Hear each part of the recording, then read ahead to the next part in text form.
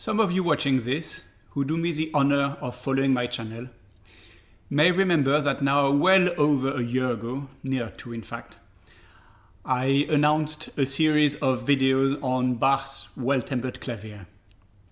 And then, not untypically, nothing happened. This changes today. Here in England, we are still under a pretty severe lockdown, which is expected to last a good deal longer. Life is either difficult or boring, and often both. So I decided that it would be a good idea to pick up this old thread and see it through, especially as I have a CD of the work coming out later this year. I'm speaking to you from Clare Hall, Cambridge University, and this series is intended for anyone, college life member, subscribers to my channels, or simply YouTube passerbys. At the onset of this project, which will, at the rate of 6 videos a week, take us to the beginning of April, it is perhaps necessary to say a few words about Bach's Well Tempered Clavier. I do not want to give an academic lecture on it, and for those of you who would like to go into more details, I will leave links in the description box of the video. But I do want to say something about the work as a whole. The Well Tempered Clavier is one of the major achievements of Bach, and consequently of Occidental music as a whole. It has been described as the Old Testament of keyboard writing, the New Testament being Beethoven's 32 piano sonatas. It is one of the first attempts to write systematically in every single of the 24 keys in our Western musical grammar. Again, I will put a link on the description.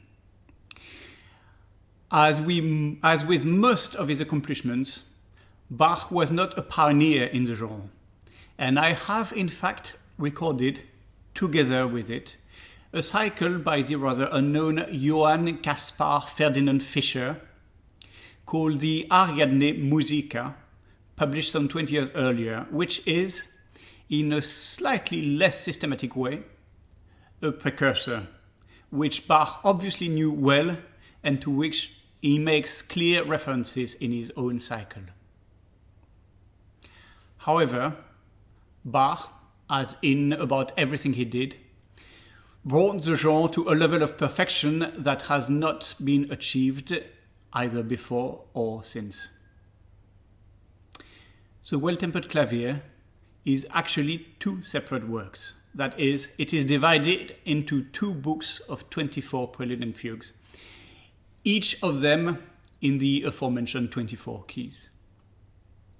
The first book was published in 1722, the second 20 years later. They are quite different. It has to be understood first that Bach would never have dreamt of musicians playing the whole work in a concert. In fact, concert as we know it today didn't really exist back then. The cycle has a clear didactic purpose, and to some extent it is teaching material for Bach's own students. Clearly, the first book is intended for less advanced students, as some of it can be played by near beginners, and the level of difficulty and complexity is generally lower than in the second book. I must say a few words about what these 48 preludes and fugues are. A prelude and fugue is a pair, where the prelude serves as an introduction, hence the word prelude, to the fugue, which is, at least in theory, the heart of the matter, although we will see that the reality is sometimes more complex. The prelude, as a genre, has the particularity of not being a predetermined form. This allows Bach to explore a vast number of different types of preludes, from the simplest to the most elaborate, and borrowing from many other genres such as toccata, fantasies, dance, sonata, and so on. Every genre that really was available at the time in Baroque music. The fugue, on the other hand, is perhaps the most strictly codified form in classical music, one of the most learned and also one of the most complex. It is the ultimate test in compositional mastery, and it is a form where Bach, at least in my opinion, has no rival. A fugue is the most sophisticated form of what is called polyphonic music. Polyphonic music, as the name suggests, talks about a piece of music for many voices. Now, to understand what that means, I will start by playing you a piece of non-polyphonic music. Let's take a Beethoven sonata.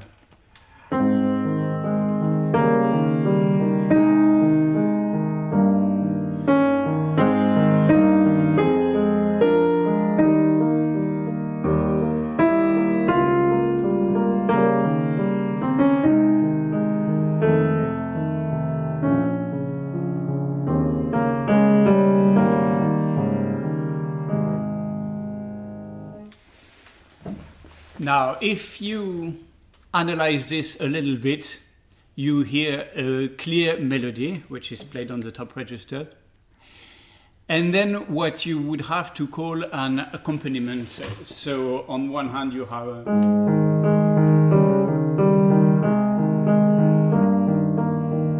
and you even have a bass. Now, these elements clearly are of secondary importance. They are there to enhance the melody. They are the servants of the melody, which is absolutely the master. In this sense, you could say that non-polyphonic music is really quite an aristocratic form of music. It became prevalent at the Baroque period and almost completely dominated the classical and romantic era. The peak period for polyphonic music was really the Renaissance with Palestrina. So polyphonic music is exactly the opposite. It is a piece where all the layers of music have exactly the same importance, so that you would not be able to say one has a more important role than another. It might be that over time one acquires a temporary preeminence while another sort of recedes in the background a little bit or something like that, but there is not a clear master. I will, for example, play with you the beginning of the second fugue of the Well Tempered Clavier.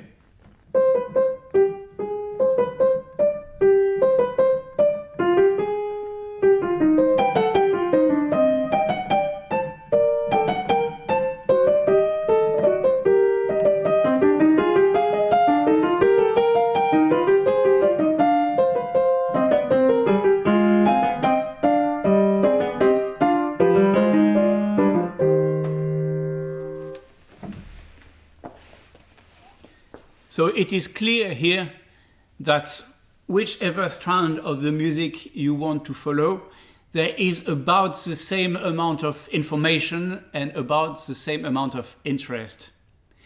Now, if the fugue is just about the most codified, as I said, and sophisticated way of putting together many voices. So let's go over it a little bit and see how it works. Typically, if we take this fugue, a fugue starts with an isolated voice, which will play a melody which we call the subject in this case.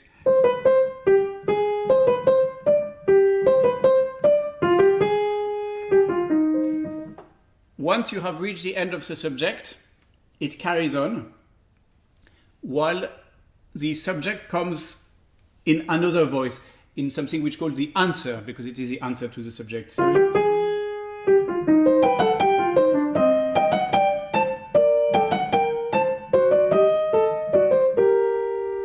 here we have two voices, one of them doing what's called the counter subject, so something which is played while the subject is happening, and the answer to the subject on the right hand, which is exactly the same thing as the subject.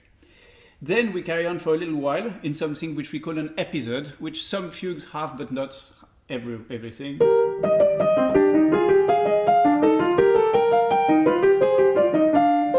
And then a third voice comes in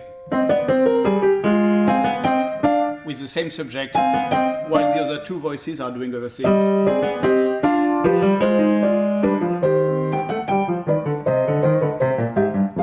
And then you are with three voices which are going to interact with each other in a sort of perfect harmony, so that they are both independent and closely related to one another.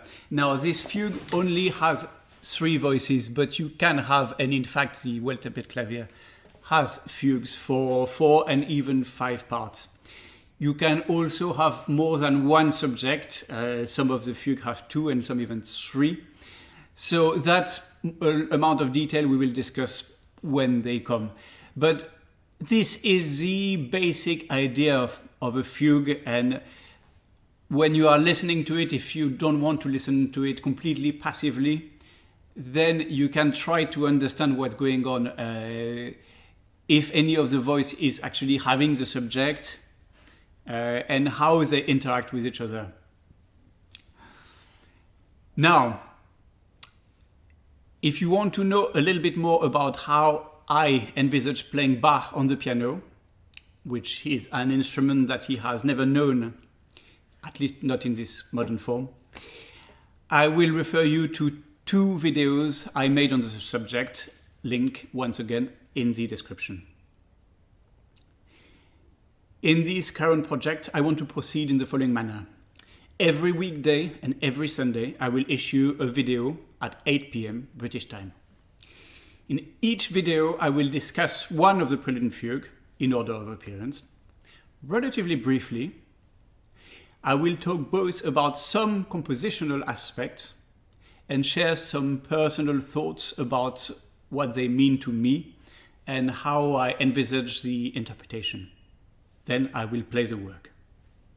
Before finishing, I would like to express my gratitude to Claire Hall, which has been generous in a multitude of ways, enabling me to make this project happen.